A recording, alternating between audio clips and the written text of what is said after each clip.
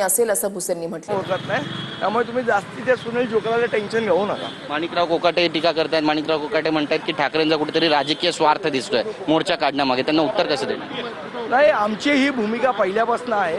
कदाचित माणिकराव कोकाटेंना ती माहीत नसेल, त्यांनी समजून घ्यावी आमची भूमिका काय आहे ती.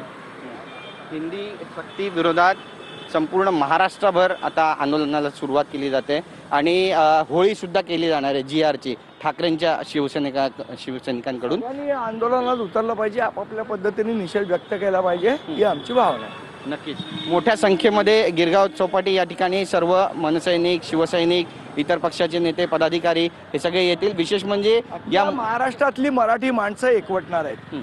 हा जो लढा आहे हा संयुक्त महाराष्ट्राचा लढा 2.0 लढा आहे असं मी मानतो. नक्कीच संजय राऊतांचं एक स्टेटमेंट आलं नुसतं की सर्व मराठी शक्तींच्या विरोधातली जी शक्ती आहे ते एकवटण्याचं काम जे आहे ते सध्या अमित शाह करतायत आणि याच्याबद्दलच आम्ही लढा लढतोय. मला याच्यामध्ये काही राजकीय भाष्य करायचं नाहीये.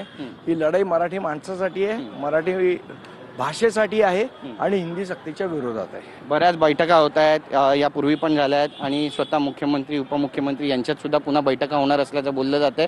हा निर्णय जो आहे कुठेतरी सरकारला महागात पडेल. मला असं वाटतं सरकारला अजूनही वेळ गेलेली नाहीये, त्यांनी हा निर्णय मागे घेतला पाहिजे असं आमचं त्यांना आव्हान आहे. नक्कीच. पुढची भूमिका नेमकी काय असणार आहे तुमची? आता 5 तारखेला मोर्चा आहे, त्याची तयारी चालू आहे. समन्वय काल वरुण सरदेसाई यांनी पण तुमची भेट घेतली. पुन्हा आणखी काही भेटीगाठी होणार आहे? तर निश्चितपणे आता शेवट मोर्चाची तयारी करायचा आहे, त्या दृष्टीने काही गरज वाटली तर भेटीगाठी होतील. नक्की. धन्यवाद तुमच्याशी बातचीत केल्याबद्दल. तर आपण पाहतोय की संदीप देशपांडे आणि त्यांचे सगळे जे पदाधिकारी आहेत ते सध्या निघालेले आहेत. दादर स्टेशन या ठिकाणी जात आहेत आणि तिथून आता पॉम्पलेट वाटले जाणार आहेत, पत्रकं वाटली जाणार आहेत.